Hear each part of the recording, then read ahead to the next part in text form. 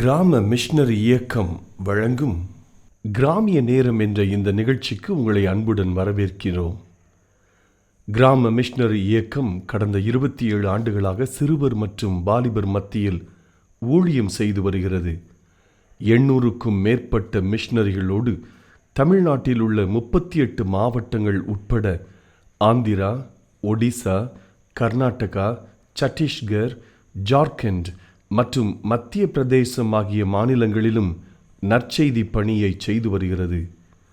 எமது இலக்கு 1,00,000 கிராமங்கள், 7,000 மிஷனரிகள், ஒவ்வொரு மாநிலத்திலும் 500 மிஷனரிகள். எமது தரிசனம் என் ஆட்டுக்குட்டிகளை மேய்ப்பாயாக என்ற வசனத்தின்படி கிராமங்களில் உள்ள சிறுவர் மற்றும் வாலிபர்களை கிறிஸ்துவுக்குள் வழிநடத்தி அவர்கள் மூலம் கிராமங்களை சுவிசேஷ மயமாக்குதல், சந்திக்கப்படும் சிறுவர் மற்றும் வாலிபர்களை நாளைய தலைவர்களாகவும் ஊழியர்களாகவும் உருவாக்குதல், ஒவ்வொரு கிறிஸ்தவரையும் ஆத்தும ஆதாயம் செய்கிறவராக மாற்றுதல். இப்பொழுதும் எமது நிகழ்ச்சிகளை ஜெபத்துடன் பார்த்து பயனடையுங்கள். செயல்படும் கிறிஸ்தவர்களாக தேவனுக்கு உங்களை அர்ப்பணிப்பது உறுதி. ஹலோ நேயர்களே, உங்ககிட்டக்கா ஒரு நிமிஷம் பேசலாமா? வெஸ்டர்ன் யூனியன்கிற கம்பெனி ஆல்பர்ட் ஐன்ஸ்டைன் கிட்டக்கா ஒரு மிஷினை செஞ்சு தர சொல்லி கேட்டாங்க. அதுக்கு ஆல்பர்ட் ஐன்ஸ்டைனும் ஓகேன்னு சொல்லி இந்த மிஷினை செய்யறதுக்கான வேலைகளை ஆரம்பிச்சாரு. ரொம்ப கஷ்டப்பட்டு அந்த மிஷினை அவர் செஞ்சு முடிச்சாரு. செஞ்சு முடிச்சிட்டேங்கிற நியூஸ் அந்த கம்பெனிக்கு அவர் சொன்னாரு. செஞ்சு முடிச்சுட்டு ஏதோ ஒன்று அவர் ரொம்ப குழப்பமா யோசிச்சுட்டு இருந்தாரு. இதை பார்த்து அவங்க வைஃப் அதான் எல்லாத்தையும் முடிச்சிட்டீங்கல்ல, என்ன யோசிக்கிறீங்கன்னு கேட்டாங்க. அதுக்கு ஆல்பர்ட் ஐன்ஸ்டைன் சொன்னாரு, இதுக்கு நான் எவ்வளோ ரேட் ஃபிக்ஸ் பண்றதுன்னு நான் யோசிச்சுட்டு இருக்கேன், எனக்கு இதுக்கு என்ன பண்றதுனே தெரியலன்னு சொன்னாங்க. உடனே அவங்க வைஃப் சொன்னாங்க, இதுக்கு நீங்க $20,000 நீங்க விலை கொடுங்க அப்படின்னு சொன்னாங்க. அவர் மனசுக்குள்ளே நினைச்சாரு, ஒருவேளை இந்த அமௌண்ட் ரொம்ப பெரிய அமௌண்டா இருக்கு, அந்த கம்பெனி வாங்க மாட்டேன்னு சொல்லிட்டாங்கன்னா அது நமக்கு தானே லாஸ், என்ன பண்றதுன்னு யோசிச்சுட்டு இருக்கப்போ அந்த கம்பெனியை சார்ந்தவங்க அவங்க வீட்டுக்கே அந்த மிஷினை வாங்கிட்டு போறதுக்காக வந்துட்டாங்க. வீட்டுக்கு வந்து அவங்க ஆல்பர்ட் ஐன்ஸ்டைன் கேட்டாங்க, இதுக்கு நீங்க எவ்வளோ ரேட் வச்சிருக்கீங்க எங்கள்கிட்ட சொல்லுங்க, நாங்கள் உடனே கொடுத்துட்டு இந்த மிஷினை வாங்கிட்டு போகணும்னு சொன்னாங்க. ஆல்பர்ட் ஐன்ஸ்டைன் மனசுக்குள்ளே யோசிச்சுக்கிட்டே இருந்தார் என்ன சொல்றதுன்னு. உடனே அங்கே வந்திருந்தவர் அவர் செக் எடுத்து $100,000 ஃபில் பண்ணி அதை கிழிச்சு ஆல்பர்ட் ஐன்ஸ்டைன் கையில் கொடுத்துட்டு, இது எங்களோட ஃபர்ஸ்ட் கேஷாக இருக்கட்டும், உங்களுக்கு மிச்ச அமௌண்ட் வேணும்னா எங்கிட்ட நீங்கள் சொல்லி விடுங்க, நாங்கள் கண்டிப்பாக உங்களுக்கு தாரோம், எங்களுக்கு ரொம்ப அவசரம்னு சொல்லி அந்த மிஷினை வாங்கிட்டு போனாங்க. ஆல்பர்ட் ஐன்ஸ்டைன் சிரிச்சுக்கிட்டே அவங்க மனைவிட்ட போய், இங்கே பார்த்தியா, நான் டக்குன்னு நீ சொன்ன அமௌண்ட்டையோ இல்லை அதுக்கு கம்மியாகவோ நான் சொல்லாததுனால நீ சொன்ன அமௌண்ட்டோட 4 மடங்கு கூட எனக்கு கிடச்சிருக்கு அப்படின்னு சொன்னார். நான் கூட ஒரு புக்கில் ரீட் பண்ணேன், நம்ம அவசரப்படுறதுனால வெறும் சிப்பியை மட்டும்தான் பெற முடியும், ஆனால் பொறுத்திருந்தோன்னா ஒரு முத்தையே நம்ம காண முடியும்னு படித்தேன். இதே போலதான் பைபிள் வசனமும் சொல்லுது, கர்த்தருக்காக பொறுமையுடன் காத்திருந்தேன், அவர் என்னிடமாய் சாய்ந்து என் கூப்பிடுதலுக்கு செவி கொடுத்தார்னு சங்கீதம் 40:1 வாசிக்கிறோம். அதே போல நம்ம ரொம்ப நாளா ஆண்டவர்கிட்ட கேட்கிற விஷயத்துக்காக இன்னும் கொஞ்ச நாள் நம்ம காத்திருந்தோம்னா கண்டிப்பா முத்து போன்ற ஆசீர்வாதத்தை நம்ம பெற்றுக்கொள்ளலாம். இன்னும் கொஞ்ச காலம் தான் காத்திருப்போமா? தம்பி எங்கடா போயிட்டாரு? அம்மா உழவுட்டா டைம் வாங்கிட்டால சொன்னாங்க. அப்படியாடா? அக்கா அது கொஞ்சம் இருக்கு, இது 3 பாலையும் தயாராக்கிறோம்.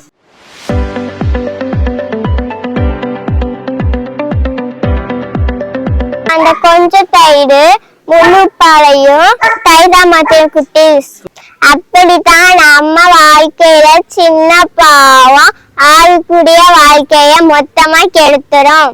இதுக்கு பைபிள் சொல்லுது, பொல்லாங்காய் தோன்றுகிற எல்லாவற்றையும் விட்டு விலகுங்கள். அதனால சின்ன பாவம்னு அசால்ட்டா விட்டுறாதீங்க. தினமும் பைபிள் வாசிங்க, தொடர்ந்து ஜெபம் பண்ணுங்க. ஓகே, பாய் குட்டீஸ்.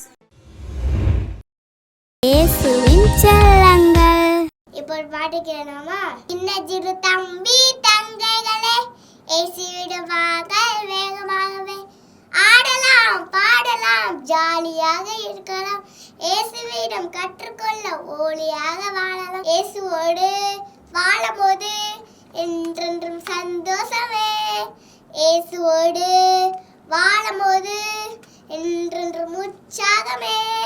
ஷாலலாலலாலா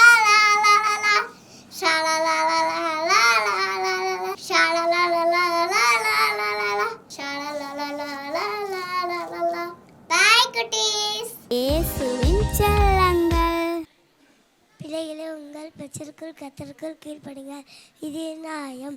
எபேசியர் 6:1.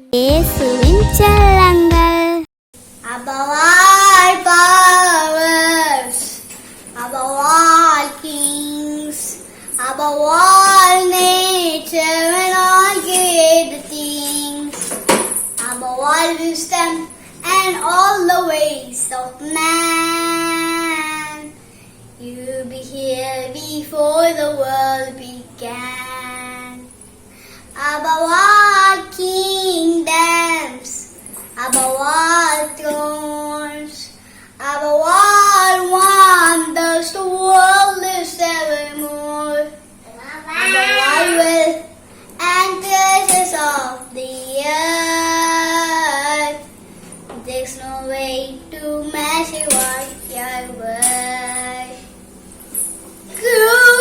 Crucified, lay behind the sword, you will to die, rejected and alone, like a rose, trampled on the ground.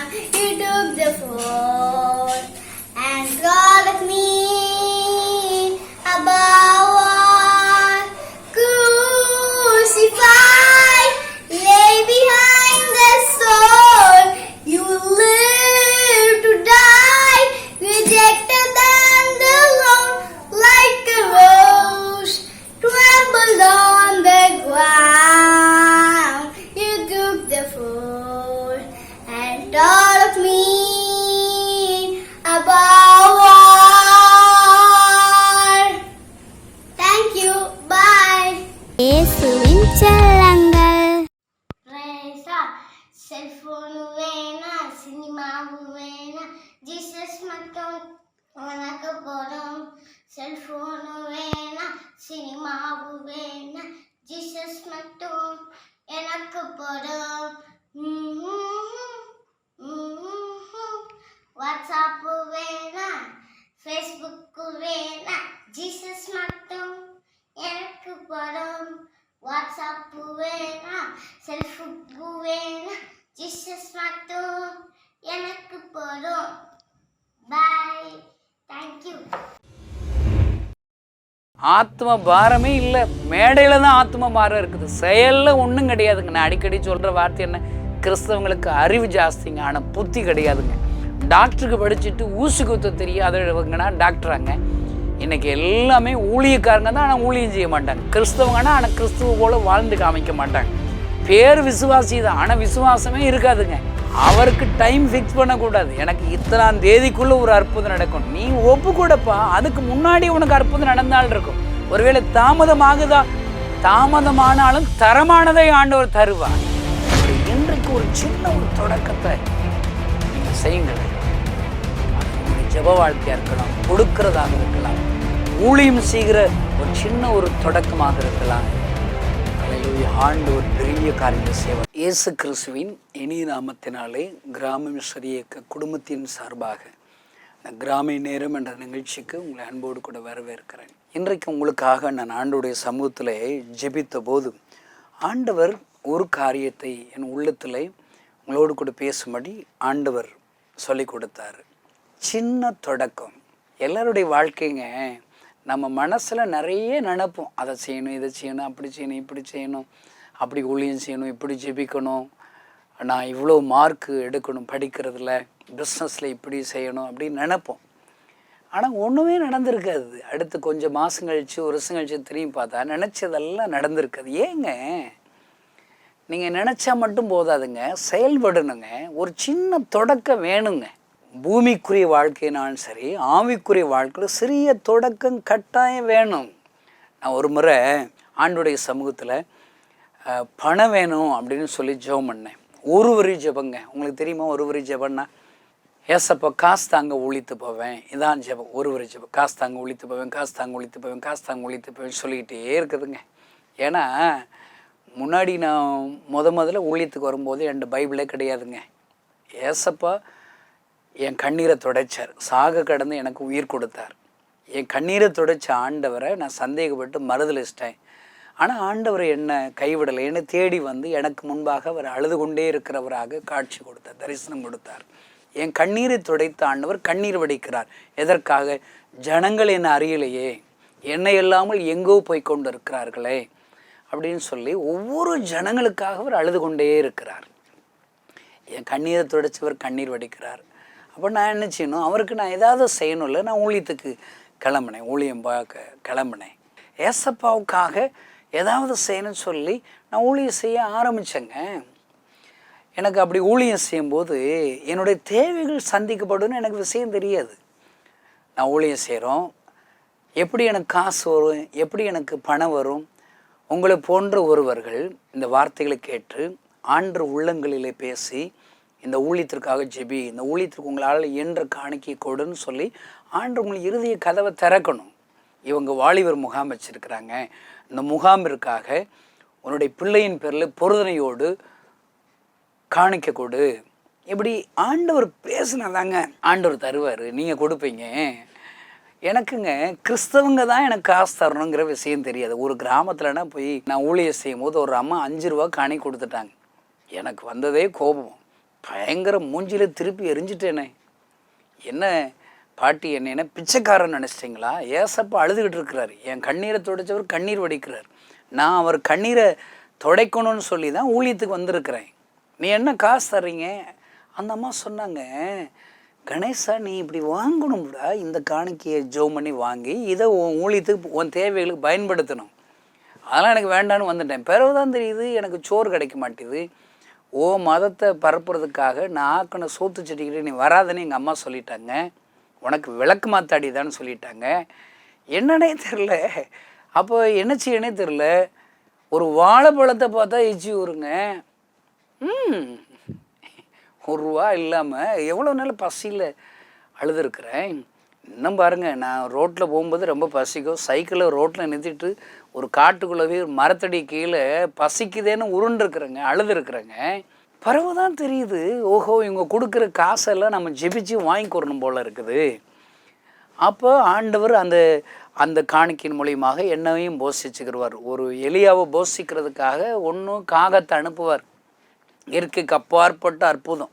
அது எலியாவுக்கு தான் அந்த யோக்கியம் இருக்குது போல் இருக்குது, அந்த கிருபை இருக்குது போல். இப்போ நம்ம பசியாக இருக்கோம்னா காகத்தின் மூலிமா அப்பமும் இறைச்சியும் வந்துருமா? அது எலியா. ஆனால் ஆண்டவர் அடுத்து என்ன, சாரிபாத்து விதவை வீட்டில் அவளுக்கு இருக்கிற சாகிறதுக்காக வச்சுருந்த கொஞ்சோன்னு எண்ணெய் கொஞ்சோன்னு அடைய எலியாவுக்கு கொடுக்குறாங்க. அல்லேலூயா. அதன் நிமித்தமாக ஆண்டவர் எலியா போஷிக்கப்படுகிறாள். எலியாவுக்கு கொடுத்தது நிமித்தமாக சாரிபாத்து விதவை வீட்டில் ஆசீர்வதிக்கப்படுகிறது. இந்த செய்தியை கேட்குற நீங்கள், உங்களுக்கு ஆசீர்வாதம் வேணுமாங்க? உங்கள் அற்புதம் உங்கள் கைகளில் தான் இருக்குது. உங்களுக்கு கஷ்டம் இருக்குது, கவலை இருக்குது, தரித்திரம் இருக்குதா, எல்லாத்துக்கும் காரணம் நீங்கள் தான். முதல்ல உங்கள் கையில் இருக்கிற கொஞ்சத்தை ஏசப்பா ஊழியத்துக்காக கொடுங்க. உங்கள் பாஸ்டர்கிட்ட கொடுங்க, ஊழியக்கார்ட்ட கொடுங்க, ஒரு மிஷனரி ஊழியத்துக்கு கொடுங்க. ஆண்டு உங்களுக்கு அற்புதம் நடக்குங்க. அவர் நேற்றும் என்றும் என்றும் மாறாத ஆண்டவர். பாருங்கள், கொஞ்ச நாள் கழிச்சு தான் தெரியுது, ஓஹோ நம்ம கிறிஸ்தவம் கொடுக்குற காணிக்கை வாங்கிக்கிறோம் போல இருக்கணும். அப்போ நிறைய பேர் எழுப்ப வேண்டியதானே ஏசப்பா. அதனால தான் ஒரு நாள் பார்த்தங்க, என்ன காசே வரமாட்டேன்னு ஒரு ஜெபம் பண்ணேன். காசு தாங்க ஒழித்து போவேன், காசு தாங்க ஒழித்து போவேன், காசு தாங்க ஒழித்து போவேன்னு சொன்னால் ஏசப்பா என்ன தெரியுமா சொல்கிறாரு? வேலை செஞ்சால் உனக்கு கூலி கொடுப்பேங்கிறார். வேலைக்காரன் கூலிக்கு பார்த்து நான் இருக்கிறேன். வசனம் தெரியாது, ஏசப்பா சத்தம் மட்டும் கேட்குது. என்ன வேலை? நம்மனா வெட்டி முறிக்கிற வேலையாங்க. சும்மா போய் ஒரு கிராமத்தில் போய் ஏசு உங்களை நேசிக்கிறார், ஏசு உங்களுக்கு அற்புதம் செய்வார், வியாதிஸ்தரை பார்த்தா ஒன்றும் இல்லை, ஏசப்பா நமங்க ஏசப்பா சுகப்படுத்துவார். வாய் பேசணுங்க, பேசுகிறதுக்கு ஆண்டவர் சம்பளம் கொடுக்குறாருங்க. இந்த செய்தியை கேட்குற நீங்கள் யாருனாலும் சரிங்க, பேசாமல் உங்கள் வேலை ரிசைன்மெண்ட்டு ஊழியத்துக்கு வாங்குங்க, நல்ல சம்பளம் கிடைக்குங்க. அல்லேலூயா. ஆண்டவர் உங்களை போஷிப்பாருங்க. ஆமென். நான் அப்போ ஆண்டவர் நிறைய கொடுக்க வேண்டியதான்னு சொல்லி ஜெபம் பண்ணா, வேலை செஞ்சால் கூலி கிடைக்கும், வேலைக்கு போயிட வேண்டியதா அப்படின்னு ஒரு கிராமத்துக்கு வேலைக்கு போயிட்டேங்க. என்ன வேலை? ட்ராக்ஸ் கொடுக்குற வேலை, ஏசப்பா பற்றி சொல்கிற வேலை. பாருங்கள், அந்த கிராமத்தில் ஒரு தாயாரை ஆண்டவர் எழுப்பி ஒரு 1000 ரூபா காணிக்க கொடுத்தார். ஆமென். அல்லேலூயா. அப்போ எல்லாவற்றிற்கும் ஒரு தொடக்கம் வேண்டியது இருக்கிறது ஐயா. ஆண்டவர் நேற்றும் என்றும் என்றும் மாறாதவராக, அவர் ஜீவிக்கிறவராகத்தான் அவர் இருக்கிறார்.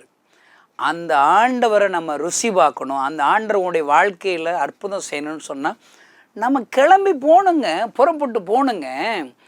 நான் மாட்டுக்கு காசு எனக்கு வேணும்னு சொல்லி வீட்டுக்குள்ளேயே ஜெபிச்சுக்கிட்டே அழுதுகிட்டே இருந்தால் காசு வந்துடுமா? பாருங்கள், ஒரு முறை இதே போல் பார்த்திங்கன்னா, நான் நல்ல ஜெபம் பண்ணிவிட்டு ஒரு கிராமத்துக்கு ஊழியத்துக்கு போகணுன்னு சொல்லி கிளம்புனா, எனக்கு இருக்கிற சைக்கிள் எடுத்துகிட்டு கிளம்புனா எங்கள் அம்மா வந்துட்டாங்க.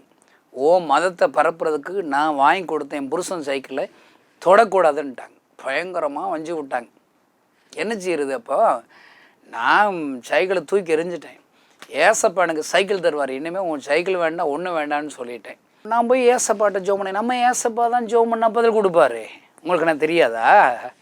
இந்த ஏசப்பா நான் ஜோம் பண்ணால் பதில் கொடுப்பான்னு யாருக்கு தெரியுதோ அவங்க சந்தோஷமாக இருப்பாங்க. அல்லேலூயா. இப்போ இந்த செய்தியை கேட்குற உங்களுக்கு சந்தோஷம் இருக்குதா? இல்லையா? அப்போனா என்ன அர்த்தம்? உங்களுக்கு ஏசப்பா குறித்து சந்தேகம் இருக்குன்னு அர்த்தம். இப்போ எலியாவை பாருங்கள், அவன் போய் ஒரு சவால் விடுறான். கர்த்தர் தெய்வமானால் கர்த்தரை பின்பற்றுங்க, பாகால் தெய்வமானால் பாகாலை பின்பற்றுங்க, சவால் விடுறான். சரி அப்படின்னு சொல்லி முதல்ல அவங்கள ஜோம் பண்ண சொல்கிறான். அவங்க எல்லாம் காலையிலேருந்து சாயங்காலம் வரைக்கும் அவங்க பாட்டு ஜோம் பண்ணுறாங்க. கீரிக்கிறாங்க, ரத்தத்தை கீரிக்கிறாங்க, கத்துறாங்க, சத்தம் விடுறாங்க. ஒரு பதில் வரல. அக்கினி வரல. நம்மளால் இவர் ஓரமாக போய் உட்காந்துக்கிட்டு இருக்க வேண்டியான இவர் சும்மா இருப்பாரா?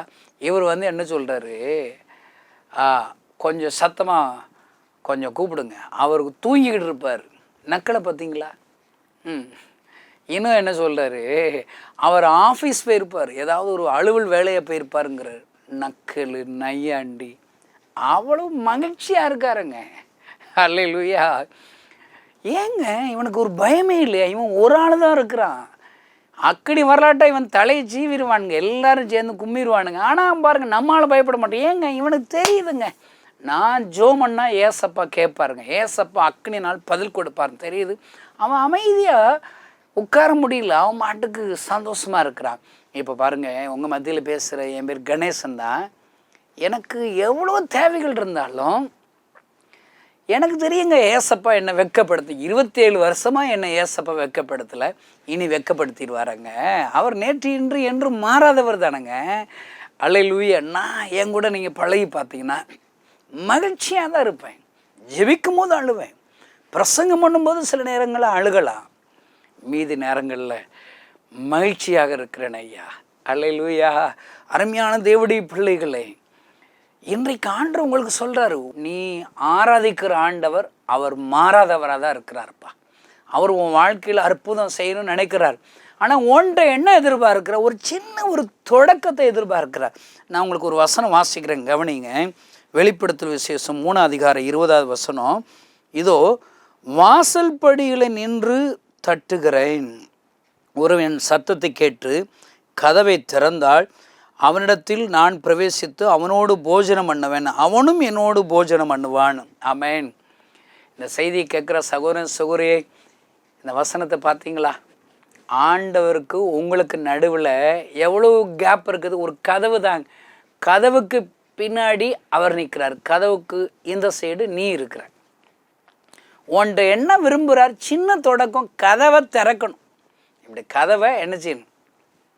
திறக்கணும். கதவை திறந்தால் அவர் நிற்கிறார், அவர் உன் வீட்டுக்குள்ளே பிரவேசிப்பார், உங்கூட சேர்ந்து போஜனம் பண்ணுவார். எத்தனை அற்புதம் ஐயா! சிறிய தொடக்கம் தேவை இருக்கிறது. பாருங்கள், சைக்கிள் வேணும். இப்போ போய் நான் ஜோம் பண்ணேன், ஏசப்பா சைக்கிள் தாங்க ஊழித்து போவேன், சைக்கிள் தாங்க ஊழித்து போவேன், சைக்கிள் தாங்க ஊழித்து போவேன் ஜெபிச்சுட்டே இருந்தேன். நானும் 1 மணி நேரம் ஜெபிச்சுட்டு கதவை திறந்து பார்க்குறது. ஏன்னா வானம் பூமியவே ஒரு நிமிஷத்தில் ஆண்டவர் உண்டாக்கிட்டார். இவ்வளோ பெரிய வானம் பூமியவே உண்டாக்க முடியும், முடுக்கணும் சைக்கிளை ஏசப்பாவால் உண்டாக்க முடியாதா? அப்போ சைக்கிள் வந்துடுன்னு கதவை திறந்து பார்த்தா சைக்கிளை காணும். மறுபடியும் 1 மணி நேரம் ஜெபிக்கிறது, நல்ல அழுது ஜெபிக்கிறது, பாவரிக்கை பண்ணி ஜெபிக்கிறது. போய் சைக்கிளை பார்த்தா சைக்கிளை காணும். அந்நிய பாஷை மட்டும் பேசி ஜெபம் பண்ணி போய் கதவை திறக்க. நிறைய ஊழியக்காரங்க சொல்கிறாங்களே, அந்நிய பாஷை பேசிகிட்டே இருக்கணும், அற்புதம் நடக்கணும். நானும் அதே மாதிரி பேசி பார்த்தேன், அங்கே ஒன்றும் அற்புதம் நடக்கலை, ஒன்றும் சைக்கிளே வரல.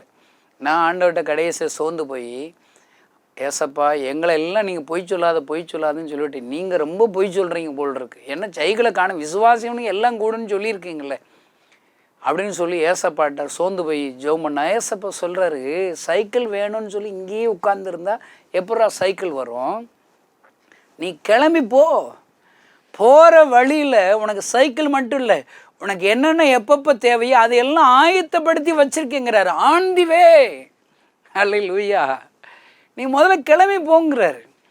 ஆண்டவரே, நீங்கள் வேறு எப்பப்போ என்னென்ன தருவீங்களோ தாங்க, இன்றைக்கி அந்த சைக்கிள்காரன் ஸ்பான்சரை என் போகிற வழியில் நிறுத்திடுங்கன்னு சொல்லி ஜெபிச்சுட்டு போனேங்க. 2 பஸ்ஸு மாறி ஒரு 3 கிலோமீட்டர் நடந்து ஒரு கிராமத்தில் ஊழியம் செய்யணும்.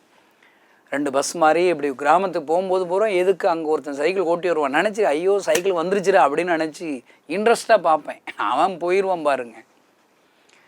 உள்ளே போய் ட்ராக்ஸ் கொடுத்தேன் பாருங்க. எங்கே ஆத்ம பாரம் இருக்குது, நமக்கு எல்லாம் சைக்கிள் வேணும். இன்றைக்கி இருக்கிற நிறைய ஊழியக்காரங்களுக்குங்க அவங்களுக்கு பணம் வேணும். ஆத்மாக்கள், கிராமங்கள், வாலிபர்கள், சிறுவர்கள் எங்கெங்கே என்ன இருக்குது, ஆத்ம பாரமே இல்லை. மேடையில் தான் ஆத்ம பாரம் இருக்குது, செயலில் ஒன்றும் கிடையாதுங்க. நான் அடிக்கடி சொல்கிற வார்த்தை என்ன, கிறிஸ்தவங்களுக்கு அறிவு ஜாஸ்திங்க, ஆனால் புத்தி கிடையாதுங்க. டாக்டருக்கு படிச்சுட்டு ஊசி குத்த தெரியாதவங்கன்னா டாக்டராங்க. இன்றைக்கி எல்லாமே ஊழியக்காரங்க தான், ஆனால் ஊழியம் செய்ய மாட்டாங்க. கிறிஸ்தவங்கன்னா ஆனால் கிறிஸ்துவ போல் வாழ்ந்து காமிக்க மாட்டாங்க. பேர் விசுவாசி தான், ஆனால் விசுவாசமே இருக்காதுங்க. இப்படி இருந்தால் என்னங்க, நானும் பாருங்கள் அப்படிப்பட்ட பின்மாற்ற ஊழியக்காரனா ட்ராக்ஸ் கொடுக்கும்போது ஏசு ஒன்று நீங்கள் வாய் தான் பேசுது, ஹார்ட்டெல்லாம் ஜைக்கில் தேடுது, ஒன்றும் காணுங்க. மறுபடியும் நடந்து வந்து ஒரு பஸ் ஏறி இன்னொரு பஸ் ஏறி தான் எங்கள் ஊருக்கு வரும். 9:40 பஸ்ஸுங்க. 9 மணிக்கு விருதுநகர் பஸ் ஸ்டாண்டு வந்துட்டா, ஆண்டவரே 40 நிமிஷம் தான் இருக்குது, அந்த சைக்கிளை காணும், சைக்கிள்காரங்களை எனக்கு ஸ்பான்சர் பண்ண சொல்லுங்கள், கொண்டு வாங்க. 1/2 மணி நேரம் தான் இருக்குது, 1/4 மணி நேரம் தான் இருக்குது, 10 நிமிஷம் தான் இருக்குது, 5 நிமிஷம் தான் இருக்குது சொல்லிகிட்டே இருந்தேன். ஏன்னா ஏசப்பக்கம் நேரம் தெரியாது பாருங்கள். இப்படி தாங்க இருக்கேன். நிறைய பேர் பார்த்திங்கன்னா அவருக்கு டைம் ஃபிக்ஸ் பண்ணக்கூடாது. எனக்கு இத்தனாம் தேதிக்குள்ளே ஒரு அற்புதம் நடக்கும், நீ ஒப்பு கூடப்பா, அதுக்கு முன்னாடி உனக்கு அற்புதம் நடந்தால் இருக்கும். ஒருவேளை தாமதமாகுதா, தாமதமானாலும் தரமானதை ஆண்டவர் தருவார். அல்லேலூயா.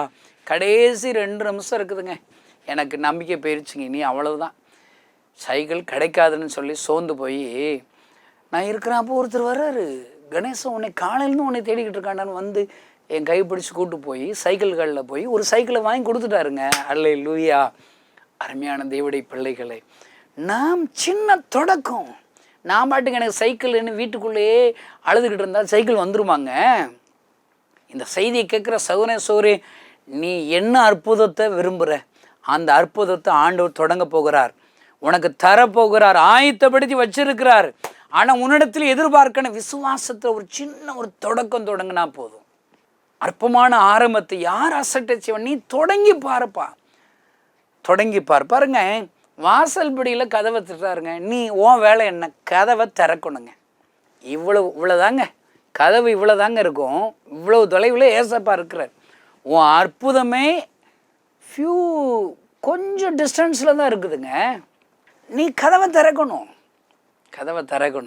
அந்த சின்ன தொடக்கத்தில் உன் வாழ்க்கையில் சந்தோஷம் காத்திருக்கிறது, அற்புதம் காத்திருக்கிறது, வல்லமை காத்திருக்கிறது, உன் தேவைகள் காத்திருக்கிறது, சந்திக்கப்படும்படி வழிகள் திறக்கும்.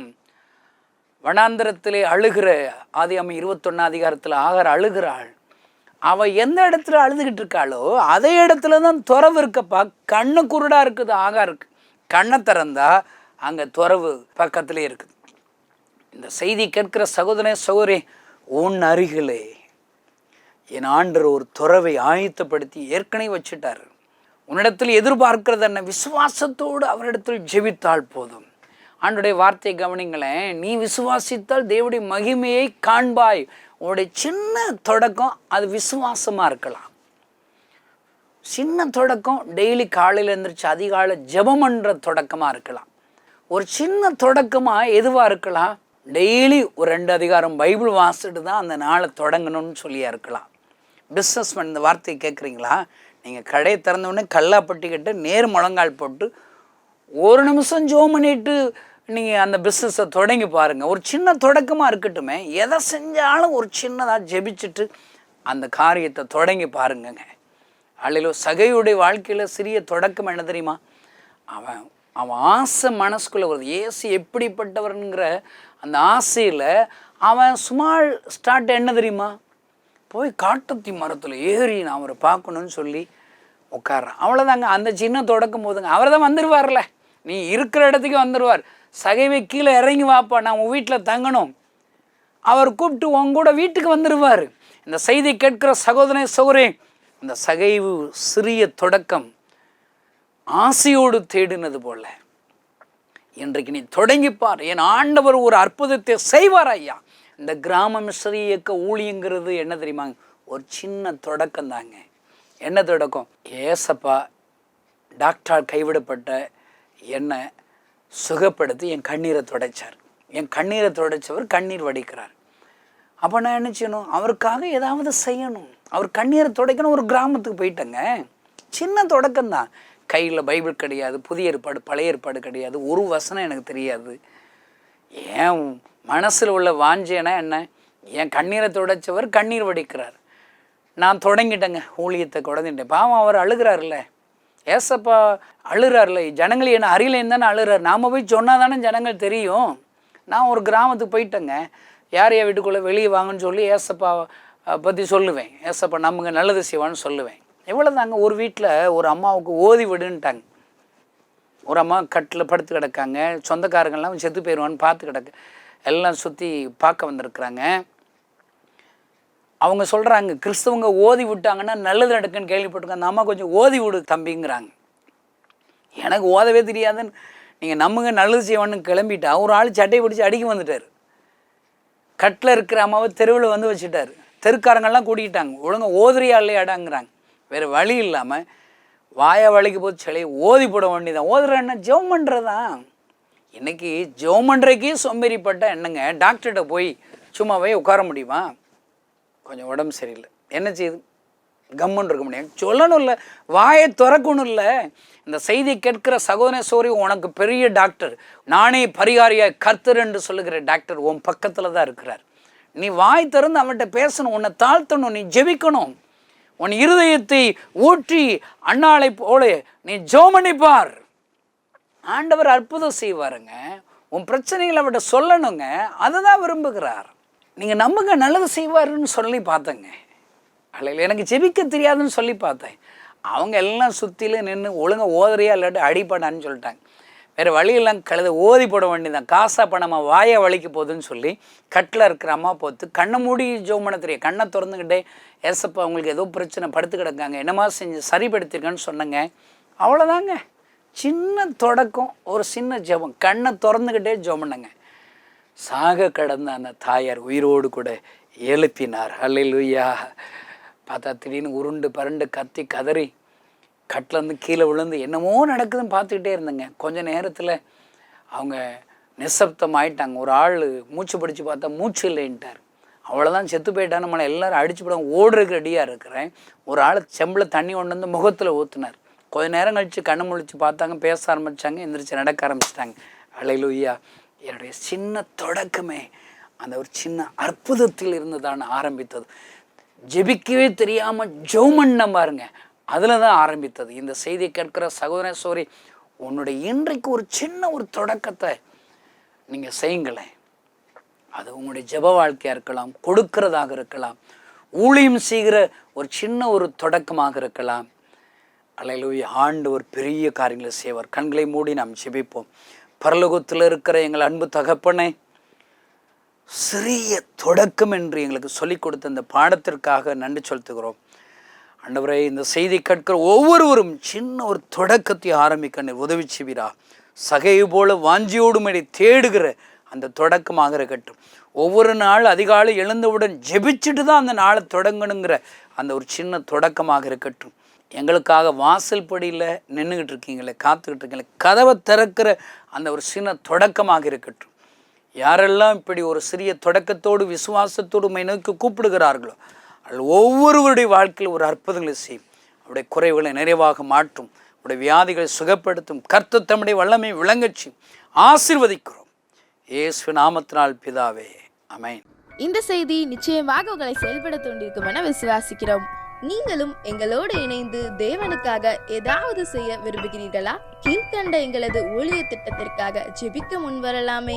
தமிழ்நாடு மற்றும் பிற மாநிலங்களிலும் ஆலயம் கட்ட தேவையாய் உள்ள 1000 கிராமங்களில் இடம் வாங்கி ஆலயம் கட்டப்பட ரூபாய் 5 லட்சமோ அல்லது அதில் ஒரு பகுதியோ கொடுத்து ஆலயம் கட்டி கொடுப்போர் எழும்ப ஜெபியுங்கள். சூனேமியால் எலிசாவுக்கு ஒரு அறை வீட்டை கட்டி கொடுத்தது போல புதிய மிஷனரிகள் தங்கி பயிற்சி எடுப்பதற்கு ரூபாய் 2 லட்சம் கொடுத்து ஒரு மிஷனரி வீட்டை கட்டி கொடுப்போர் எழும்ப ஜெபியுங்கள். நாம் சந்திக்கும் வாலிபர்கள் மற்றும் ஆரம்ப விசுவாசிகளை கிறிஸ்துவுக்குள் வளரச் செய்ய ரூபாய் 300 கொடுத்து முழு வேதாகமும் வாங்கி கொடுப்போர் எழும்ப ஜெபியுங்கள். நாம் பணி செய்யும் 8 மாநிலங்களிலும் உள்ள 850 மிஷனரிகளை மாதந்தோறும் ரூபாய் 10,000 கொடுத்தோ அல்லது இயன்ற காணிக்கையை கொடுத்தோ தாங்குவோர் எழும்ப ஜெபியுங்கள். தமிழ்நாடு மற்றும் பிற மாநிலங்களிலும் துரிதமாக சுவிசேஷம் அறிவிக்கவும் பின்தொடர் பணிக்காகவும் சுவிசேஷ வாகனங்கள் வாங்கி கொடுப்போர் எழும்ப ஜெபியுங்கள். தங்கள்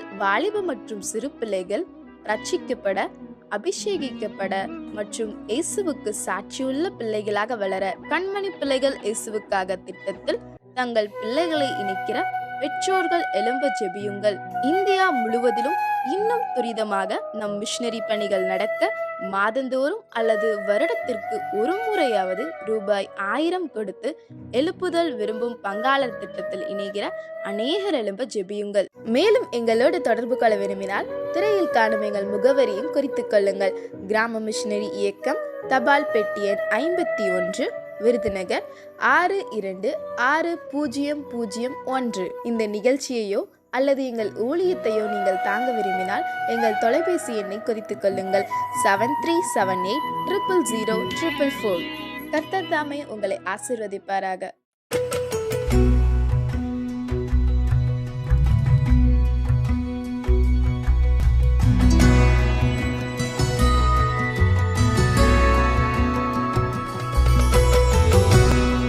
ஆண்டவராகிய இயேசு கிறிஸ்துவின் நாமத்தினாலே அன்பின் வாழ்த்துக்களை தெரிவித்துக் கொள்கிறேன். என்னைய சாட்சியாக நிறுத்தின கர்த்தருக்கு ஸ்தோத்திரம் செலுத்துகிறேன். என் பேர் ஃபாத்திமா. எனக்கு திருநெல்வேலி மாவட்டம். நான் 3வது பிள்ளையாக நான் பிறந்தேன். நான் பிறக்கும் போது அசைவில்லாமல் பிறந்தேன். மருத்துவமனை கூட்டிகிட்டு போனாங்க. டாக்டர் சொன்னாங்க, இந்த பிள்ளை இறந்துரும், 2 ஊசி போட்டுட்டு நீங்கள் கொண்டு போயிருங்க அப்படின்னு சொல்லிட்டாங்க. அப்புறம் கொஞ்ச நாள் கழித்து எங்கள் பெற்றோர் ரொம்ப அழுதாங்க. 2வது தடவை இன்னொரு மருத்துவமனை கூட்டிகிட்டு போனாங்க. அந்த டாக்டரு சரி பார்க்கலான்ட்டு பார்த்தாங்க. 3 நாள் கழித்து எனக்கு ஒரு அசைவு உண்டாச்சு. அப்போ எங்கள் அப்பா வேண்டிக்கிட்டாங்க, இந்த பிள்ளைக்கு நீங்கள் உயிர் கொடுத்தீங்க அப்படின்னா உங்கள் ஊழியத்துக்காக நான் ஒப்பு கொடுக்குறேன் அப்படின்னு சொல்லி ஒரு பொருத்தனை பண்ணாங்க. அதே போல் என்னுடைய வாழ்க்கை நான் சிறு வயதில் வளரும் போதே எனக்கு சின்ன சின்ன பலவீனங்கள் உண்டு. ஆனாலும் கர்த்தர் என்னை கிருபையாக நடத்தினார். நான் +2 முடித்து 2 வருஷம் வீட்டில் தான் இருந்தேன். அப்போ ஆண்டவர்கிட்ட ஏசப்பா நான் என்ன செய்யணும் அப்படி சொல்லும்போது ஆர்சி குடும்பத்து சர்ச்சுக்கு போகும்போது சிஸ்டர் சொல்லுவாங்க, நீ என் கூட வரையா சேவை செய்யறதுக்கு அப்படின்னு சொல்லி கூப்பிடும்போது நான் வரேன் அப்படின்னு சொல்லி நானும் கான்வென்ட்டுக்கு போனேன். நிறைய காரியங்களை எனக்கு கற்றுக் கொடுத்தாங்க. ஒரு சூழ்நிலை காரணமாக திரும்பியும் நான் வீட்டுக்கு வந்துட்டேன். வீட்டுக்கு வந்த பிறகு எனக்கு ரொம்ப கஷ்டமாக இருந்துச்சு. ஐயோ நம்ம அங்கே விட்டுட்டு வந்துட்டோமே, இப்போ இங்கேருந்து நம்ம என்ன பண்ண போகிறோம் அப்படின்ட்டு நான் ஏசப்பட்ட கேட்டபோது உணர்த்தினாரு, நீ பைபிள் காலேஜ் படின்னு சொல்லி உணர்த்தினாங்க. அதுக்கப்புறம் நான் ஒவ்வொரு இடத்துங்களுக்காக நான் வேலைக்கு போனேன். வேலைக்கு போனோன்னு எனக்கு ஒரு சமாதானமே இல்லை. ஊழியத்துக்காக போயிட்டு நம்ம திரும்ப வந்துட்டோமே, நம்ம இன்னும் ஆண்டவருக்காக நம்ம செய்யணும் அப்படின்னு ஒரு வைராக்கியம் தான். ஆண்டவர்கிட்ட கேட்ட ஏசப்பா என்னுடைய வாழ்க்கையில் நீங்கள் பெரிய காரியங்கள் நீங்கள் செய்யுங்க ஏசப்பா அப்படின்னு சொல்லி கேட்கும்போது எனக்கு இந்த விஎம் குறித்து நான் கேள்விப்பட்ட போது நான் இங்கே கூட ஊழியம் செய்யணும்னுக்காக நான் வரல, பார்த்துட்டு போயிடுவோமே அப்படின்னு சொல்லி இந்த இடத்துக்கு வந்தேன். இந்த அநேக காரியங்களை எனக்கு சொல்லி கொடுத்தாங்க. அப்புறம் திருப்பி வீட்டுக்கு போயிட்டு திருப்பியும் என்னுடைய பொருள் எல்லாத்தையும் எடுத்துட்டு நான் இங்கே வந்தேன். வந்த பிறகு எனக்கு கொஞ்சம் பயமாக தான் இருந்துச்சு. யார்ட்டையும் தைரியமாக பேசுகிற பழக்கம் இல்லை, பயப்படுவேன். ஆனால் இங்கே விஎம்முக்கு அநேக காரியங்களை கற்றுக்கொண்டேன். அநேக சிறுவர்கள் மத்தியில் ஊழிய கிருபை செய்தார். குடும்பத்திலையும் ஆசீர்வாதம், அநேக ஆசீர்வாதங்கள் தேவன் கொடுத்தார். என்னையும் ஆசீர்வாதமா இது வரைக்கும் வைத்திருக்கிறார். பார்த்து கொண்டு இருக்க ஒவ்வொருவரும் ஊழியம் செய்யுங்க. கர்த்தர் உங்களை ஆசீர்வதிப்பாராக. ஆமீன்.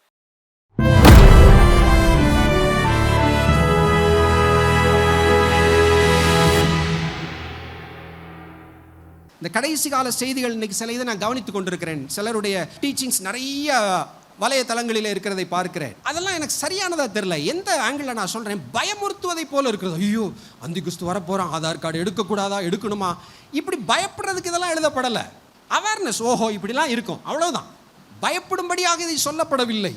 கடைசி கால அடையாளங்களை பார்க்கும்போது இன்னும் நம்முடைய இருதயம் உற்சாகத்தில் குதிக்க வேண்டும். ஆண்டவர் சீக்கிரமாய் வரப்போகிறார். மறுபடியும் சொல்லுகிறேன், ஒரு கடைசி கால செய்தியை நீங்க கேட்குறீங்க யூடியூப்ல, அது ஏதோ பயத்தை கொடுக்கறது போல இருக்கு. போச்சுடா, நம்ம வந்துட்டோம், அந்தி கிறிஸ்துவின் காலத்தில் வந்துட்டோம், அடையாளம் வச்சிருவாங்களோ, இப்படி ஒரு மாதிரி ஒரு பயத்தை, ஒரு நெருக்கத்தை உங்களுடைய இருதயத்தில் கொண்டு வந்தால் அது சரியான ஒரு ஆவிக்குரிய செய்தி அல்ல.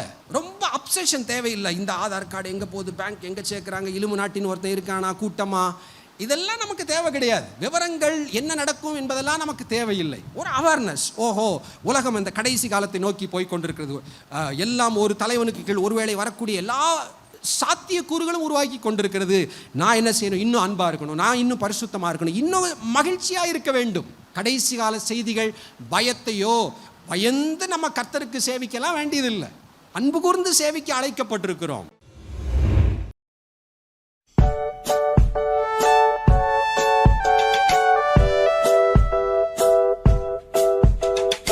ஹாய் குட்டீஸ், நல்லா இருக்கீங்களா?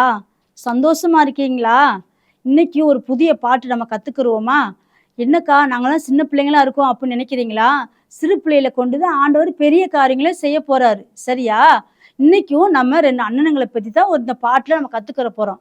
அக்கா ஃபஸ்ட்டு பாடுறேன், நீங்கள் கேளுங்க, அதுக்கப்புறம் ஆக்ஷன் பண்ணுறேன், சரியா? பெரிய பெரிய பெரிய அற்புதம் சிறிய சிறிய ஆட்கள் மூலமே, ஆகா பெரிய பெரிய பெரிய அற்புதம் சிறிய சிறிய ஆட்கள் மூலமே. பேதுரு யாருங்க, யோவான் யாருங்க, வலைய போட்டு மீன் பிடிச்ச மீனவர் தானுங்க. பேதுரு யாருங்க, யோவான் யாருங்க, வலைய போட்டு மீன் பிடிச்ச மீனவர் தானுங்க. ஆகா பெரிய பெரிய பெரிய அற்புதம் சிறிய சிறிய ஆட்கள் மூலமே. பெரிய பெரிய பெரிய அற்புதம் சிறிய சிறிய ஆட்கள் மூலமே. என்ன குட்டீஸ், நல்லா இருந்துச்சா பாட்டு? ஓகே, இதுக்கு ஒரு ஆக்ஷன் பார்த்துக்கிறோமா? அக்கா செய்கிறேன் பாருங்க. பெரிய பெரிய பெரிய அற்புதம் சிறிய சிறிய ஆட்கள் மூலமே, ஆகா பெரிய பெரிய பெரிய அற்புதம் சிறிய சிறிய ஆட்கள் மூலமே. பேதுரு யாருங்க, யோவான் யாருங்க, வலைய போட்டு மீன் பிடிச்ச மீனவர் தானுங்க. பேதுரு யாருங்க, யோவான் யாருங்க, வலைய போட்டு மீன் பிடிச்ச மீனவர் தானுங்க. ஆகா பெரிய பெரிய பெரிய அற்புதம் சிறிய சிறிய ஆட்கள் மூலமே. ஆகா பெரிய பெரிய பெரிய அற்புதம் சிறிய சிறிய ஆட்கள் மூலமே. இத்தனை வருஷம் நான் சர்ச்சுக்கு போகிறேன், எத்தனையோ பிரசங்கங்களை நான் கேட்குறேன், எத்தனையோ ஆராதனைகளை நான் பங்கு பெற்றிருக்கேன். ஆனால் இன்றைக்கி நான் யோசித்து பார்த்தேன் அப்படின்னு சொன்னால் எதுவுமே என் மனசில் இல்லை. ஒருவேளை நம்ம நிறைய நேரங்களில் நம்ம எடுத்த தீர்மானத்தில் நம்ம நிலைச்சு நிற்க முடியல, நம்ம கேட்குற சத்தியத்துக்கு நம்ம கீழ்ப்படிய முடியலையே அப்படின்னு சொல்லி நம்ம வேதனைப்படலாம். 32,000 சமையல் வகை வகையாக செஞ்சு எனக்கு சாப்பாடு கொடுத்துருக்குறாங்க. ஆனால் அவங்க கொடுத்த சாப்பாடுலாம் என்ன சாப்பிட்டேன், நேற்று என்ன சாப்பிட்டேன், அதுக்கு முந்தின நாள் என்ன சாப்பிட்டேன் அப்படிங்கிறதெல்லாம் என் மனசில் பதியலை. ஆனால் 25 வருஷமும் என் மனைவி சமைச்சு கொடுத்த சாப்பாட்டினால தான் இன்னைக்கு நான் ஜீவனோடு இருக்கிறேன், உயிரோடு இருக்கிறேன். அவருடைய வார்த்தை ஜீவனுள்ள வார்த்தை, அந்த வார்த்தை நம்மளை உயிர்ப்பிக்கிற வார்த்தை, அந்த வார்த்தை நம்மளை ஊஞ்ச கட்டுகிற வார்த்தை.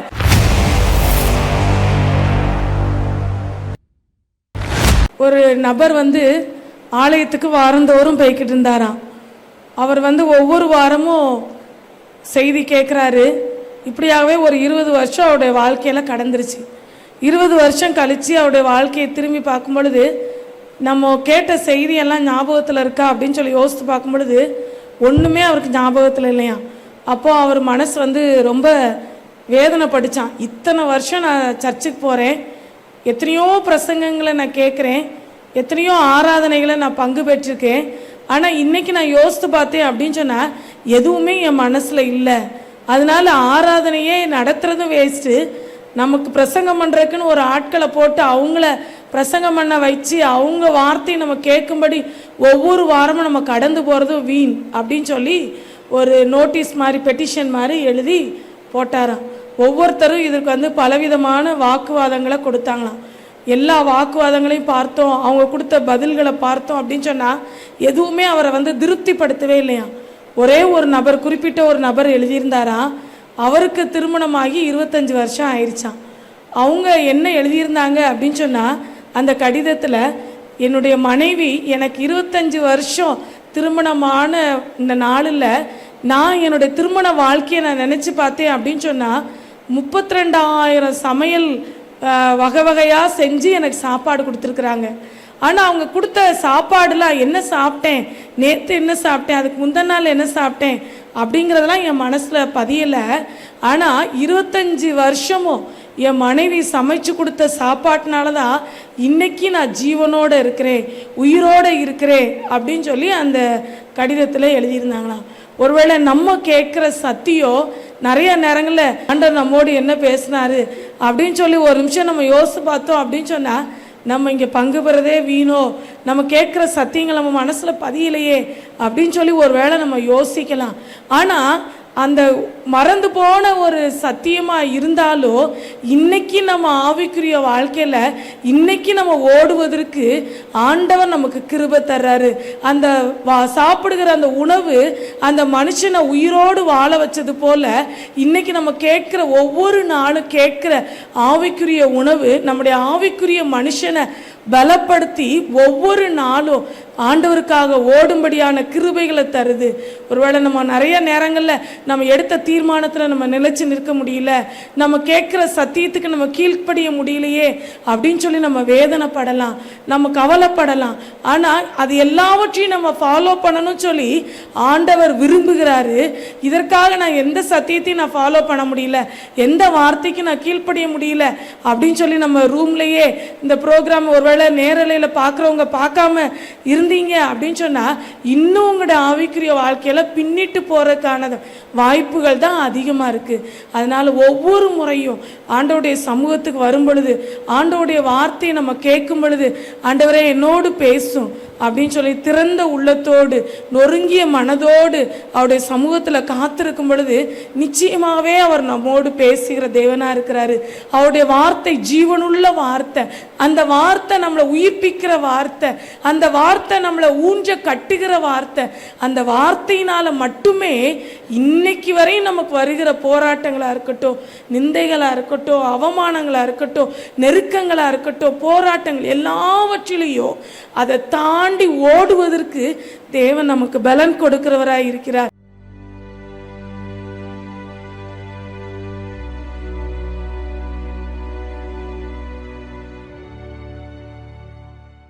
மார்க் டேனியல் கனடாவில் உள்ள அசம்பிளி ஆஃப் காட் சபையின் போதகரின் மகனாக வளர்ந்தார். ஆவிக்குரிய சூழலில் வளர்க்கப்பட்டதால் சிறுவயதில் இருந்தே அவர் மிஷனரி கதைகளை கேட்டு வளர்ந்து வந்தார். மிஷனரி கதைகள் பல கேட்டு வளர்ந்ததினால் தானும் ஒரு மிஷனரியாக வேண்டும் என்ற விருப்பம் உடையவராக வளர்ந்து வந்தார். தன் வேலையை ராஜினாமா செய்துவிட்டு தன் மனைவியுடன் கனடாவில் உள்ள ஒரு அசம்பிளி ஆஃப் காட் சபையின் போதகராக பணிபுரிந்தார். பல நாடுகளில் போதகராக பணியாற்றினார். அவ்வாறு பணியாற்றி வந்த அவர் 1954ஆம் ஆண்டு தன் 1 வயது குழந்தையுடனும் மனைவியுடனும் கல்கத்தாவிற்கு வந்தார். கல்கத்தாவிற்கு வந்த அவருக்கு தங்குவதற்கோ இடமில்லை. ஆதலால் அவர் ஒரு வெற்றிடத்தில் ஒரு கூடாரம் அமைத்து அங்கிருந்து தன்னுடைய பணிகளை செய்து வந்தார். அவ்வாறு செய்து வந்த அவர் ஒரு நாள் மக்களுக்கு கிறிஸ்துவின் அன்பை பற்றி சொல்லிக் கொண்டிருக்கும் போது அவருடைய கூடாரத்திற்குள் திடீரென்று நுழைந்த ஒரு நபர், நீங்கள் முதலாவது என் வயிற்று பசிக்கு உணவளித்து விட்டு பின்பு பரலோகத்தின் தேவனை பற்றி சொல்லுங்களேன் என்று சொல்லி அவர் பணிவோடு சொல்லிய குரலை கேட்டதும் அவரது குரலால் ஈர்க்கப்பட்ட மார்க் அவருக்கு வயிற்று பசிக்கு உணவளித்து விட்டு பரலோக தேவனின் அன்பை பற்றி சொல்லி அனுப்பினார். இந்நிகழ்ச்சி அவரது மனதை ஆழமாக பாதித்ததினால் 1964ஆம் ஆண்டு கல்கத்தா மெர்சி மிஷன் என்ற ஒரு மிஷனை ஆரம்பித்தார். இந்த மிஷன் மூலம் ஏழை ஜனங்களுக்கு இலவசமாக உணவளித்து மருத்துவ சேவைகளையும் அளித்து வந்தார். அதோடு மாத்திரமல்லாமல் ஏழை மக்களின் பிள்ளைகள் பாதிக்கப்பட்டதை தன் கண்களால் கண்ட அவர் அசம்பிளி ஆஃப் காட் சபையின் பள்ளி ஒன்றை ஆரம்பித்து அதன் மூலமாக ஏழை எளிய மாணவர்களுக்கு இலவச கல்வியோடு உணவும் அளித்து மருத்துவ சேவைகளையும் அளித்து வந்தார். அதோடு மாத்திரமல்லாது பொதுவாக ஒரு மருத்துவமனையை ஆரம்பித்து அதன் மூலமாகவும் இலவச மருத்துவ சேவைகளை பல மக்களுக்கு அளித்து வந்தார். இந்தியாவின் பல பகுதிகளில் இருந்து வந்து அநேக மக்கள் இலவச மருத்துவ சேவைகளை பெற்று வந்தனர். இன்றும் இம்மருத்துவமனை கல்கத்தாவில் செயல்பட்டு கொண்டு வருகிறது. இது இன்று மல்டி ஸ்பெஷாலிட்டி ஹாஸ்பிட்டலாக உள்ளது. இந்த கல்கத்தா மெர்சியின் மூலம் கல்கத்தாவில் உள்ள அநேக ஏழை எளிய மக்கள் பயன்பெற்று வந்தனர். ஒவ்வொரு நாளும் அவர்களுக்கு இலவசமாக உணவளிப்பதை அவர் சந்தோஷமாக தன் பணியாக நிறைவேற்றி வந்தார். அதோடு மாத்திரமல்லாது இவருடைய திருச்சபை வட இந்தியாவில் 900க்கும் மேற்பட்ட பல திருச்சபைகள் உருவாகிறதற்கு அஸ்திபாரமாக விளங்கியது. இவர் தன்னுடைய பலவீனத்தின் நிமித்தமாக இறந்த போதிலும் இவரது மனைவி கல்கத்தாவில் இருந்து இப்பணிகளை எல்லாம் தொடர்ந்து நிறைவேற்றி வந்தார்கள். இன்றும் கல்கத்தா மெர்சி என்ற இந்த மிஷன் 21 நாடுகளில் செயல்பட்டு கொண்டு வருகிறது. அநேக ஏழை எளிய ஜனங்களை போஷிக்கிறதாக, கல்வி அளிக்கிறதாக இந்நிறுவனம் செயல்பட்டு வருகிறது. இதை கேட்டுக்கொண்டிருக்கும் அன்பரே, ஒரு தனி மனிதனாக வந்து தங்க இடமில்லாது இருந்த ஒரு மனிதனால் இவ்வளவு பெரிய காரியங்களை சாதிக்க முடியுமானால் சகல வசதிகளோடு இருக்கிற நம்மால் ஏன் சாதிக்க முடியாது? கிறிஸ்துவுக்காக எதையாகிலும் சாதிக்க வேண்டும் என்ற வைராக்கியம் நமக்குள் இருந்தால் நாம் எதையாகிலும் கிறிஸ்துவுக்காக சாதிக்க முடியும். அவ்வாறு எண்ணம் நமக்குள் இருந்தால் போதுமானது. நாம் கிறிஸ்துவின் அன்பினால் நிரப்பப்பட்டால் இந்த எண்ணம் நம் ஒவ்வொருவரையும் நிரப்பும். அப்படியாக நாம் வாழ கிறிஸ்துதாமே நமக்கு உதவி செய்வாராக. ஆமென்.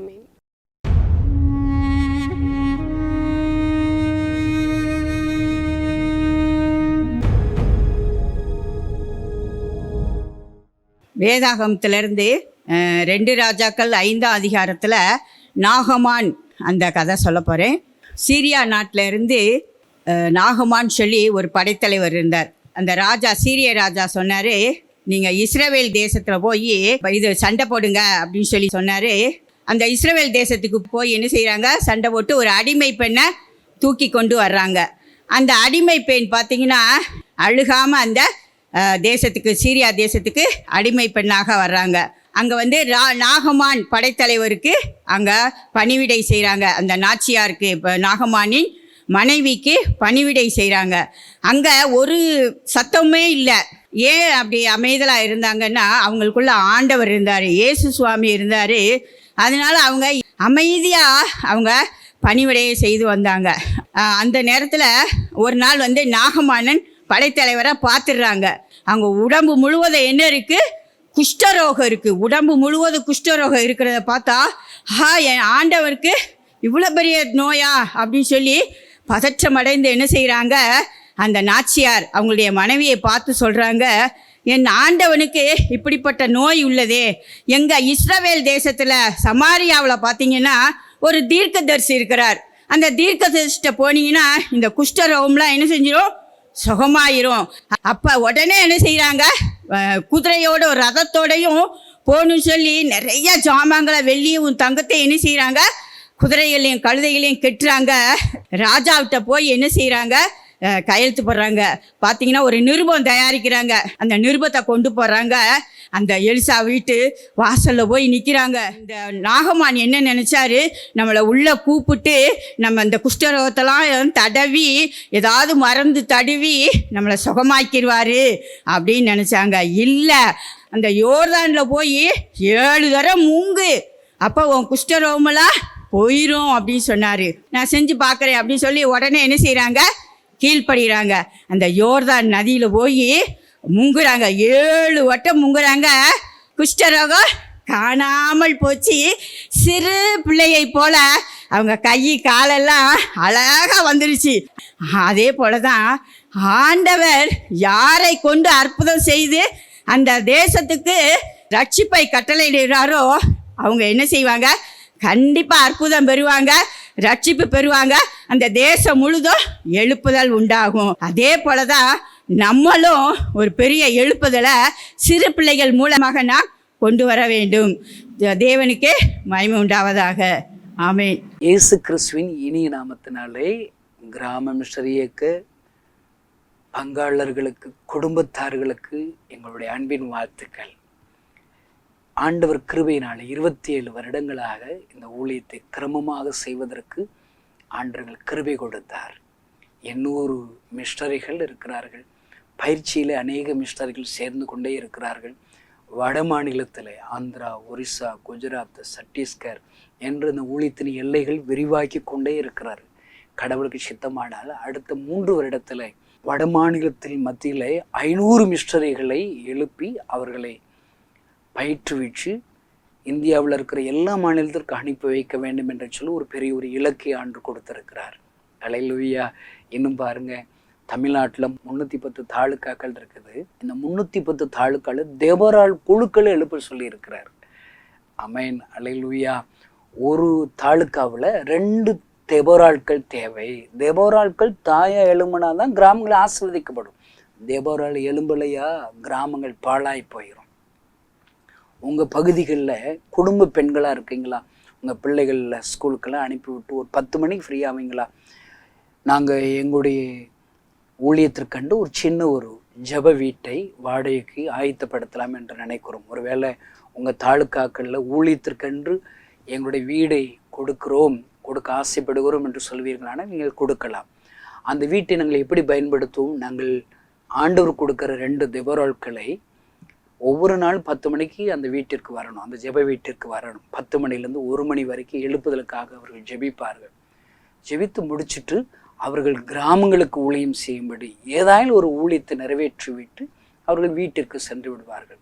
இப்படிப்பட்ட தேபோரால் குழு ஊழியத்தை எழுப்ப சொல்லி இருக்கிறார். அல்லேலூயா. அந்த ஊழியத்திற்காக நீங்கள் ஜெபியுங்கள். இப்படி எத்தனையோ திட்டங்களை சொல்லிக்கொண்டே இருக்கலாம். அதில் ஒரு பெரிய ஒரு திட்டம் என்ன தெரியுமாங்க? கண்மணி பிள்ளைகள் இயேசுவுக்காக ஜெபத்திட்டம். அமேன். அவங்க வீட்டில் வாலிப பிள்ளைகள் இருக்கிறாங்களங்க, அவங்களுக்காக தான் இந்த ஜெபத்திட்டம். வாலிப பையங்க இருக்கிறாங்களா, அவங்களுக்காக தான் இந்த ஜெபத்திட்டம். பாருங்க, ஆண்டவர் எங்களுக்கு கற்றுக் கொடுக்கிற பெரிய ஒரு சத்தியம் என்ன தெரியுமா? வாலிப பிள்ளைகளுக்கு தனி மேகசின் போட சொல்லுகிறார். அல்லேலூயா. கண்மணியை கேள் என்று மாதாந்திர இதழ். அது வாலிப பிள்ளைகளுக்கு தகுந்த ஆலோசனைகளை அந்த மேகசினில் வெளியிடுகிறோம். வாலிப பசங்களுக்கு யோசுவாவை கேள் என்கிற ஒரு தனி மேகசினை ஆண்டவர் வெளியிடும்படி ஆண்டவர் நமக்கு சொல்லி கொடுத்திருக்கிறார். அல்லேலூயா. பாருங்க, இப்படிப்பட்ட வாலிப பிள்ளைகளுக்காக, வாலிப தம்பிமார்களுக்காக ஆண்டவர் கொடுத்த ஜெபத்திட்டம் தான் கண்மணி பிள்ளைகள் இயேசுவுக்காக ஜெபத்திட்டம். உங்கள் வாலிப பிள்ளைகளுக்காக நீங்கள் ஜெபிப்பீங்க. உங்கள் ஜெபம் போதாது, இன்னும் அநேகர் ஜெபிக்கணும். இன்றைக்கு வாலிபர்களை தான் பிசாசு வஞ்சிக்கிறான், பாவத்தில் அடிமையாக்குறான், காதல் வயப்படுத்துகிறான், போதைகளுக்கு அடிமைப்படுத்துகிறான். அவங்களுக்கு நீங்களும் நானும் பாதுகாப்பு கொடுக்க முடியாது. நீங்களும் நானும் நம்ம பிள்ளைகளோட எவ்வளவு நேரங்க இருப்போம்? ஒரு அரை மணி நேரம் இருப்போமா? 1 மணி நேரம் இருப்போமா? இல்லை 2 மணி நேரம் இருப்போமா? பிள்ளைகள் தனியாக உலகத்தில், ஸ்கூலில், காலேஜஸில் பல மணி நேரம் உங்களுடைய நண்பர்கள் கூட தான் இருக்கிறாங்க. அந்த நண்பர்கள்லாம் நல்லவங்களா? அவங்க மூலியமாக பொய் சொல்கிறது எப்படி, லவ் பண்ணுறது எப்படி, போதை மாத்திரைகளை எப்படி யூஸ் பண்ணுறது, இப்படி எல்லாம் அவர்கள் நண்பர்களுமாக கற்றுக்கொண்டு பிசாசு அவளை வஞ்சித்து விடுவான். இதற்கு என்ன செய்யணும்? ஆண்டவர் தாங்க ஒரே வழி. அவர்களுக்காக ஒவ்வொரு நாளும் பேர்களை சொல்லி ஜெபிக்க வேண்டும் என்று சொல்லி ஆண்டவர் எங்களுக்கு பாரம் கொடுத்தார். இதை கேட்கிற அருமையான பெற்றோர்களை, இந்த ஜெபத்திட்டத்தில் உங்கள் பிள்ளைகளை இணைங்க. அல்லேலூயா. நானும் என் ஊழியக்காரர்களும் ஜெபக்குழுக்களும் உங்கள் பிள்ளைகள் பேர் சொல்லி ஜெபிச்சுக்கிட்டே இருப்போம். கடவுள் சித்தமானால் ஒரு பிறந்த நாள் அன்று விசேஷ ஜெப குறிப்புகளை சொல்லி உங்கள் பிள்ளைகளுக்காக நாங்கள் ஜெபிக்க ஆயத்தமாக இருக்கிறோம். இந்த ஜெபத்திட்டத்தில் இணைங்க. இந்த ஜெபத்திட்டத்தில் இணைகிற உங்கள் பிள்ளைகளுக்கு நாங்கள் வெளியிடுகிற மாதாந்திர இதழை, மேகசினை உங்களுக்கு வாட்ஸ்அப் மூலியமாகவோ அல்லது ஒருவேளை புஸ்தக வடிவிலோ உங்களுக்கு அனுப்பி வைப்பதற்கு நாங்கள் ஆயத்தத்தோடு இருக்கிறோம். ஒருவேளை ஆண்டவர் இந்த ஜெபத்திட்டத்தில் இணைவதற்கு நாங்கள் என்ன செய்யணும் அப்படி ஒரு கேள்வி கேட்டிங்கன்னா, உங்களுக்கு ஆண்டவர் பாரம் கொடுப்பாரானால் உங்கள் பிள்ளைகள் சார்பாக கிராமங்களில் இருக்கிற வாலிப தம்பிமார்கள், வாலிப பிள்ளைகள் ஆண்டவரை அன்பை ருசி பார்ப்பதற்கென்று வருடத்திற்கு ஒரு 1000 ரூபாயோ அல்லது உங்களால் இயன்ற காணிக்கைகளோ நீங்கள் கொடுத்து நீங்கள் உதவலாம். அல்லேலூயா. நீங்கள் அப்படி உங்கள் பிள்ளைகள் மூலியமா நீங்கள் கொடுக்குற அந்த காணிக்கை வச்சு நாங்கள் என்ன செய்வோம், அவங்களுக்கு இலவசமாக அந்த மேகசினை அனுப்பி வைப்போம். அவர்களை இப்படிப்பட்ட வாலிபர் முகாம்கள் நாங்கள் ஒழுங்கு செய்கிற வாலிபர்கள் பங்கு வருவதற்கு அந்த காணிக்கைகளை நீங்கள் பயன்படுத்தலாம். அவர்களுக்கு முழு வேதாங்கள் வாங்கி கொடுப்பதற்கு நீங்கள் உங்கள் பிள்ளைகள் பேரிலே பொருதனையோடு கொடுக்கிற இந்த காணிக்கையை நாங்கள் பயன்படுத்துவதற்கு ஆயத்தத்தோடு இருக்கிறோம். ஐயா, அம்மா, நீங்கள் வாங்கலை, கிறிஸ்தவ நண்பர்களே நீங்கள் வாங்கலை, நம்ம இணைந்து ஏசப்பாவுடைய ராஜ்யத்தை கட்ட, அவருடைய கண்ணீரை துடைப்ப, அவரை கனப்படுத்துவோம். அல்லேலூயா. இதை குறித்து உங்களுக்கு எந்த ஆலோசனை வேணாலும் என்னோடு எங்களுடைய ஊழியக்காரர்களோடு தொடர்பு கொள்ளலாம். இன்றைக்கு கண்மணி பிள்ளைகள் இயேசுவுக்காக இந்த ஜெபத்திட்டத்தில் இணைந்து கொள்ளுங்கள். கர்த்தர் உங்களை ஆசீர்வதிப்பார். உங்கள் பிள்ளைகளை நாளைய தலைவர்களாக, சாட்சிகளாக ஆண்டவர் மாற்றி கொடுப்பார். ஆமென். திருநெல்வேலி ரோனாவூரில் சிஎம்எஸ் சுத்தாங்க சுவிசேஷ சபை நடத்தும் மாபெரும் எழுப்புதல் கன்வென்ஷன் கூட்டங்கள் நாள் மே 26, 27 தேதி ஞாயிறு மற்றும் திங்கட்கிழமைகளில். நேரம் மாலை 6:30 மணி முதல். தேவ செய்தி சகோதரர் கே. டேவிட் கணேசன் அவர்கள். இடம் சிஎம்எஸ் சுத்தாங்க சுவிசேஷ சபை, ரோனாவூர். வாருங்கள், பங்கு பெறுங்கள், தேவ ஆசீர்வாதத்தை பெற்றுச் செல்லுங்கள். திருநெல்வேலி மாவடியில் இயேசு ஜீவிக்கிறார் சுவிசேஷம் ஊழியம் நடத்தும் வளரும் வாலிபம் நாள் மே 30 தேதி வியாழக்கிழமை அன்று. நேரம் காலை 8:30 மணி முதல் மாலை 4 மணி வரை. பாடல் மற்றும் ஆராதனை விஎம்எம் குழுவினர். தேவ செய்தி சகோதரர் கே. டேவிட் கணேசன் அவர்கள். பெற்றோரே, உங்கள் பிள்ளைகள் ஆவிக்குரிய வாழ்க்கையில் வளர்வதற்கும் தேவ ஆசீர்வாதத்தை பெற்றுக்கொள்வதற்கும் இக்கூட்டத்தில் பங்கு பெறுமாறு உங்கள் ஒவ்வொருவரையும் அன்புடன் அழைக்கிறோம்.